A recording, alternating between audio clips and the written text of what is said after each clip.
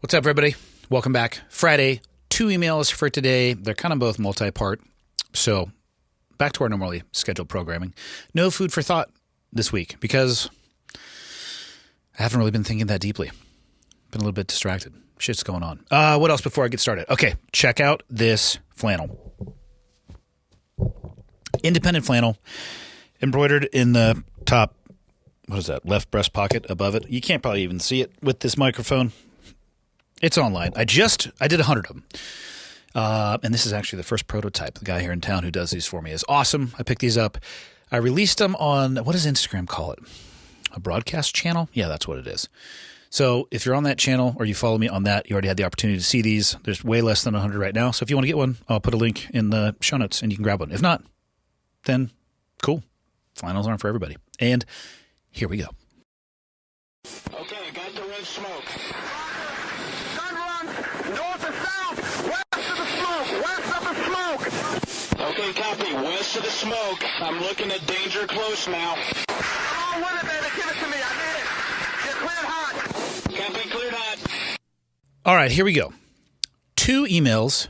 This first one I'm looking at is already kind of a 4-pointer, multi-point, right in my wheelhouse. You guys know that I am basically a clinical relationship counselor, guidance giver. That's not a real thing.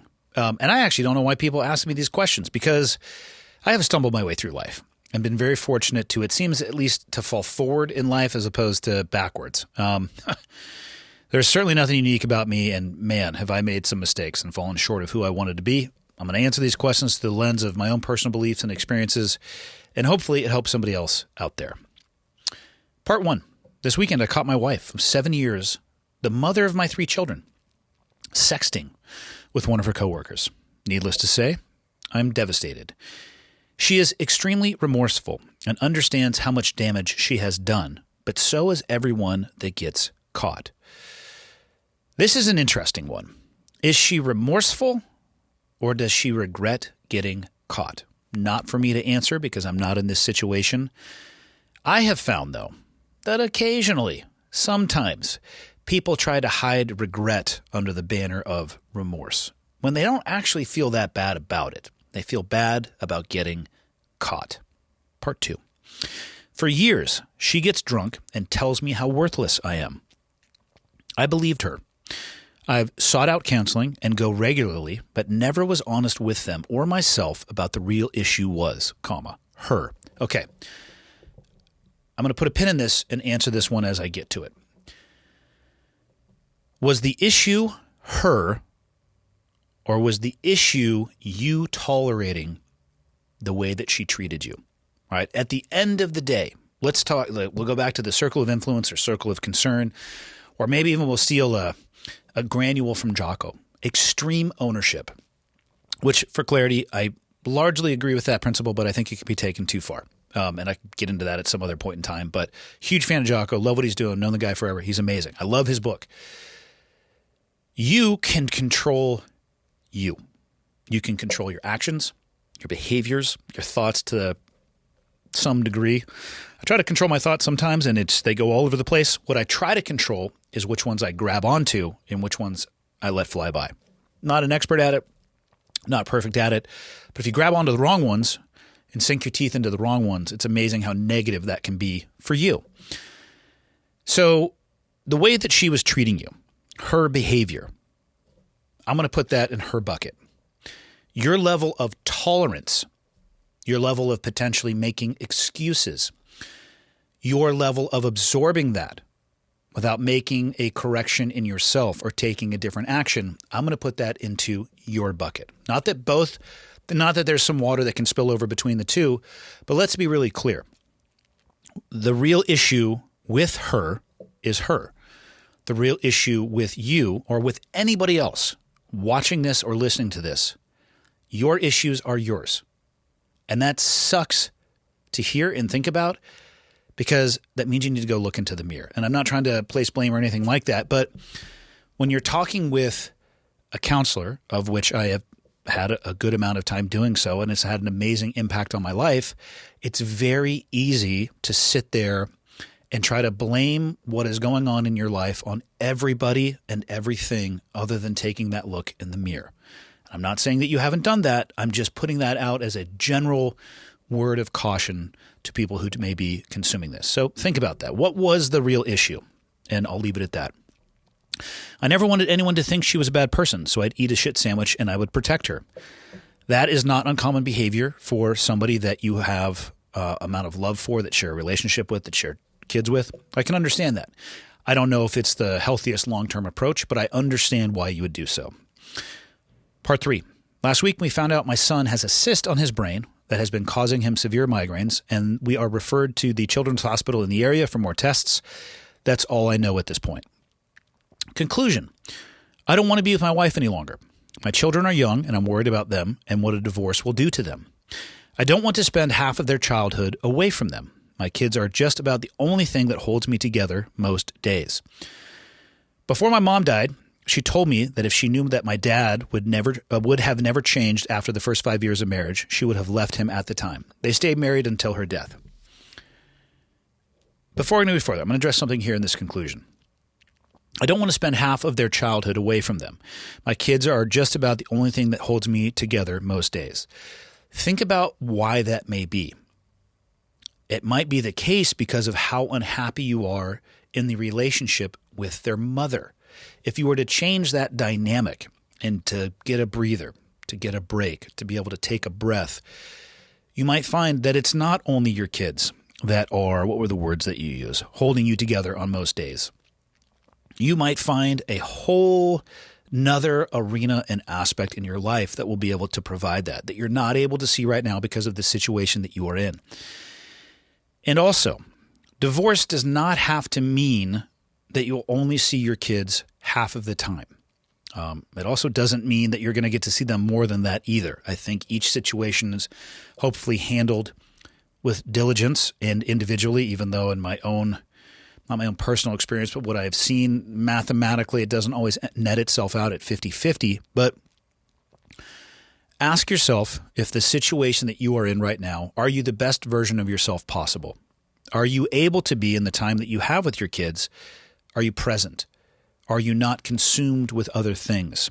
Are you actually using them to prop you up? Or are you holding the role that you should have of being the parent, the provider, and the protector? Again, I don't have any answers to those questions, but hopefully you'll hear this and you can think on those. I think one of the most unfortunate things that we tell people about divorce with kids is that you need to stay in the divorce for the kids. And I cannot think of worse advice when the situation is no longer healthy. They're sponges, watching, listening, ingraining what they see to be an example of the first relationship they have exposure to in their life. What do you want to model for them? Also, flip it on its head and say that you were viewing the situation from the outside, and it was your kids, your son or daughter in this situation, in a relationship with somebody else, in the same dynamic that you have with your current wife. What advice would you give them? And if it's different than the advice that you were trying to give yourself or that you've given yourself in the past, why is that? Again, I don't have the answers. That's for you to come up with time with yourself. All right, moving on. I've approached my wife with solutions for years to address some of her issues. I was only attacked more, and I'd continue to eat shit sandwich because I never wanted to hurt her feelings. It was easier for me to bear the burden of blame than to make her think she was a bad person. I am now full. I can't eat another shit sandwich. At what point did you know your marriage was over? How do you think you would have approached a divorce with young kids? How did you approach it with older kids? How do I time this so I don't uproot my child's life while dealing with his medical issues? Maybe we'll work big to small here. How do you time this? Here's a bigger question than the medical issue. How do you time this or do this without having an impact on your kid's life? You cannot. So let's get past that hurdle. Impossible that it's not going to have an impact in some way. Maybe the short-term impact is going to be in the opposite direction that you would want it to be, but I suspect the long-term benefit and impact could help you get past those lower times. How do you time this so you don't uproot your child's life specifically with the medical issue, well, I would say again, by being the best version of yourself that you can be. What does your child need? The best possible parent that you can fathom being. That's what they need, and that's what they deserve. Are you capable of doing that in your current situation? The answer to that is no, and you feel like you could serve your child better in a different situation? Well, that's something for you to think about. At what point did I know my marriage was over? Oh, okay. For anybody who watches or listens to the podcast, you know my hard and fast rule on this. I will not speak about specifics of my divorce because I am the person who has a podcast and the ability to speak at a level that is unable to be matched by my ex-wife. And I'm going to respect that by not saying a goddamn thing because a lot of it is nobody's business, but it is also unfair for me to leverage that to try to get some message out that I would want to put out, potentially paint somebody in a bad light. It's just something that I refuse to do. What I will say is that I know I can think back. There was a specific moment where I honestly felt like I heard my heart crack, which is, of course, not possible to actually hear that. But I can think back to that moment. And I didn't leave in that moment, and I didn't initiate the divorce in that moment. It was over a year afterwards, actually. But I knew in my heart that that was the end of it. And again, how can I describe this? You may not have a crystallized incident where you can arrive at that point. And I actually hope that you don't. Not that I don't want you to know either way what you should do, but hopefully you can make an educated and informed decision before getting to a point like that. At the end of the day, if you were being truly honest with yourself and you were able to have a conversation with yourself outside of judgment, outside of consequences, outside of repercussions, you know internally when something is working and when it's not. I'm going to assume this is not your first relationship. Marriages are more complex for a variety of reasons. There's obviously a legal aspect in it as well. But I would ask you, how did you know your relationships were over in your previous relationships? And most people can point to some things or a feeling that they had, and I would point you back in that direction. I've seen people work through more than you have described, and I've seen people not work through less than you have described. So it's not for me to tell you when a divorce should be needed. But I do think that each and every one of us will arrive at a place in a relationship if you know it's not working, when you know it's time and when it becomes futile past that point. So how do you think you would have approached a divorce with younger kids? I would have been more aggressive, meaning I would have taken action sooner because you have more time. You can get through the lower times and you have more time to work towards that better, towards the benefit, to work through any issues or damage or burden that may come from that. Their processing ability is also not as good. They'll hopefully remember less. I think those things are in your favor. How did I approach it with older kids? As openly and honestly as possible. I didn't discuss specifics about the why.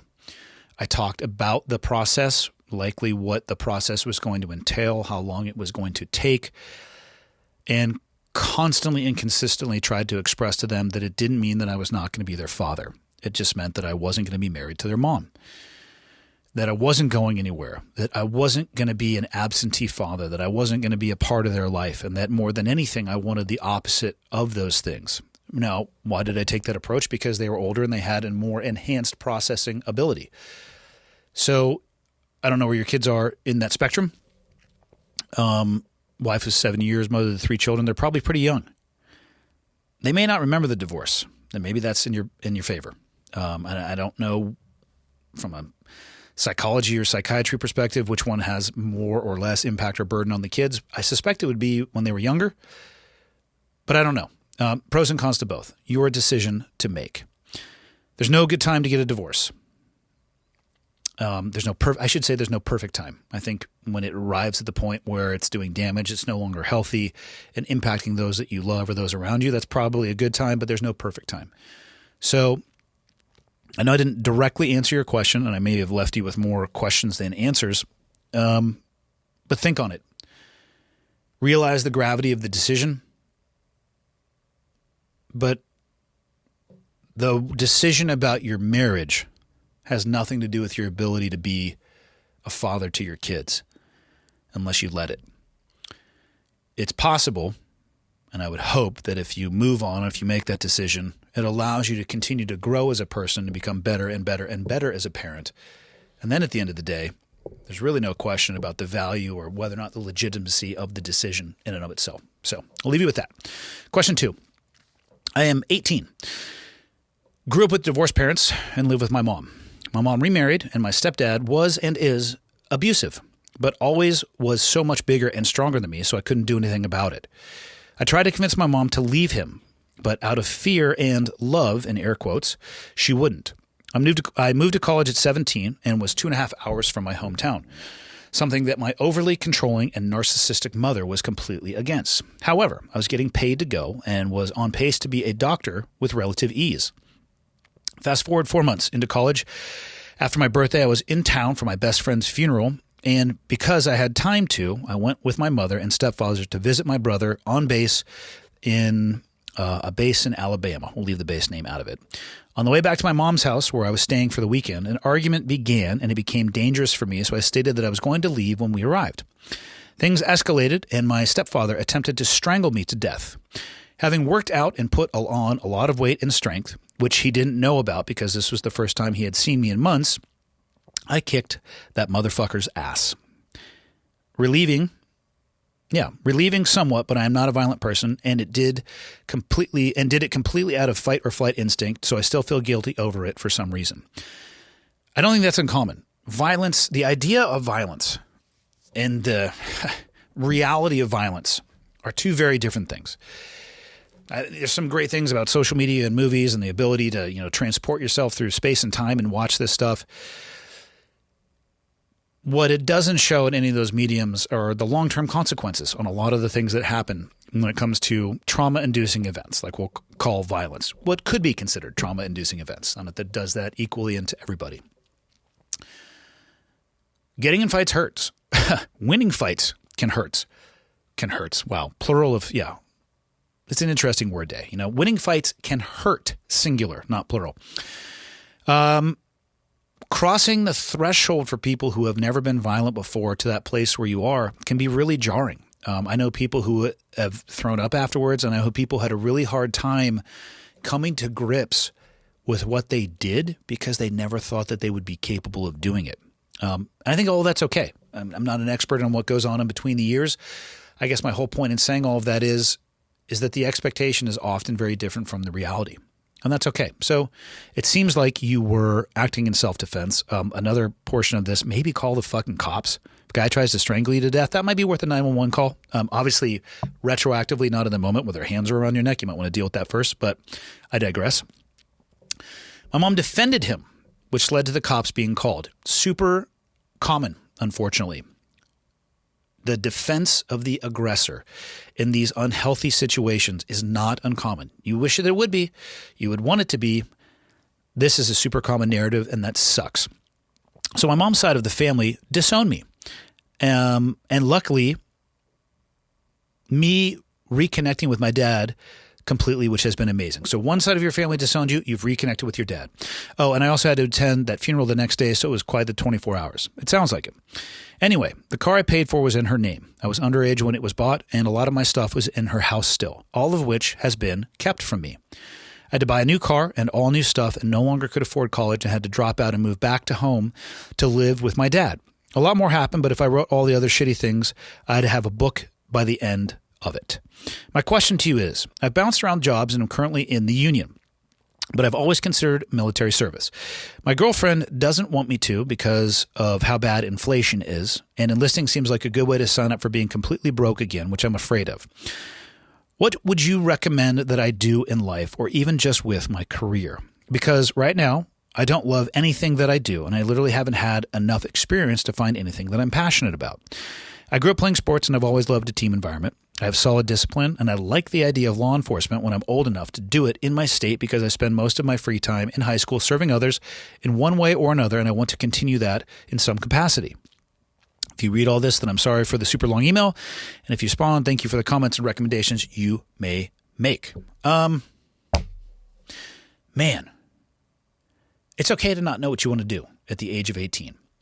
You have, from what I can tell, based off of your email and the fact that you said that if you were to list out every shitty thing that has happened, it would be a book in and of itself. I feel like you might have a full cup already. And you may not be able to find anything that you're passionate about moving forward until you pour a little bit of that out or open the drain plug, whatever it may be, whatever choice of words that you would go with to reduce the volume of whatever it is in that cup that I am concerned maybe holding you back a little bit. And it's not your fault. Everything that has happened to you that you wrote about and everything that has happened to you that you didn't choose to write and include in this email is not your fault. But what you do with it is your responsibility. It could potentially handcuff you to the floor in your attempt to climb the ladder of life if you don't do something about it. Or it may be like water off a duck's back for you and you may still be able to do so, but I suspect the former, not the latter, because that's just not the way that trauma seems to actually work. So before making any wild career choices, I would spend time, which is what you have an immense amount of at the age of 18. Even if you just look at the average lifespan of somebody in America, you've got a lot of runway in front of you. Way more sand on the top of the hourglass than on the bottom. Take advantage of that, but reorient your ship, recalibrate your compass before moving forward, because otherwise you might just keep taking on water or be listless because your true north is shifting all over the place. I think law enforcement is a great career, as long as people get into it for the right reasons. In the military, enlisting might be a good way to sign up for being completely broke again. Yeah, I mean, that depends. That's a relative scale. And it also depends on what you want to do in the military. You could use it for vocational training. You could take all the educational benefits. You could look at it for a 4, 6, 8, 10, 20, whatever it may be, everything in between. People don't join the military because they're going to become rich. That is for sure. And you can go onto an Excel spreadsheet or a military website, and it will tell you exactly how much you're going to make, base pay only, for an entire military career. There's things like housing pay. COLA, cost of living allowance pay. There's hazardous pays, dive, demo, jump pay, depending on what it is you want to do. For me, it's a lot more about what you spend than what you make when you're talking about, being poor or being in poverty. The military, I know people who on an E4 or E5's salary, and I use that term lightly, were banking tens of thousands of dollars a year because they were making life choices that prioritized that investment money over everything else. Were they missing out on some cool and fun stuff that potentially would have cost money and in the end wouldn't have been worth, shit from an investment perspective? Yeah, but that's the choices that they made earlier in their life. So definitely don't look at the military as a way to fill up your purse with golden coins, but it can be a path and an avenue to an end state where you could have occupational, educational, job experience, life experience, travel experience, all of those things. And the money's not bad. And it's not that it's inflation proof, but you're going to get paid on the 1st and the 15th. You're going to have medical care and a shit ton of military programs that you can take advantage of. So just food for thought on that. Union job, though. I tell you what, I have exactly 0 seconds of higher education, barely made it to my high school graduation. So I can't speak on the value of advanced degrees, but time and time and time again, and even more and more recently, I hear people talking about the value of the trades. My father was a tradesman. I grew up in the trade, didn't know how to do what he did, but I worked in that trade. And I tell you what, he shut his business down when my mom was diagnosed with cancer for the second time.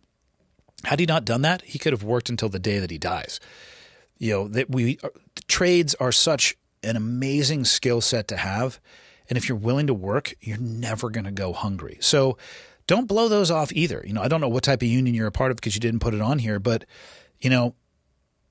all of these paths, to include law enforcement, when you're looking at it from very early on in the journey, yeah, it might not seem that enticing, but you're going to have to invest in any of these things and get past the 1-year mark or 2-year mark or the first enlistment or the first term or whatever it may be to really start seeing the benefit of them.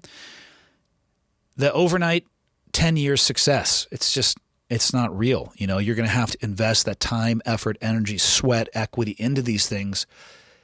And it's okay if you start down a path and you decide you need to change it. That's also okay as well. You have time and flexibility and the availability to make those left and right turns, or up and down, or 360, 720 degrees, whatever it is that you may want to do.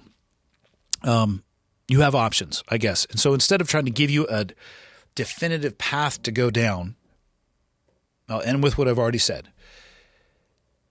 Make sure you're taking care of yourself first. It seems like you might be carrying a little bit of baggage, and I would love for you to be able to put that down because I think it will enhance the opportunities that are in front of you.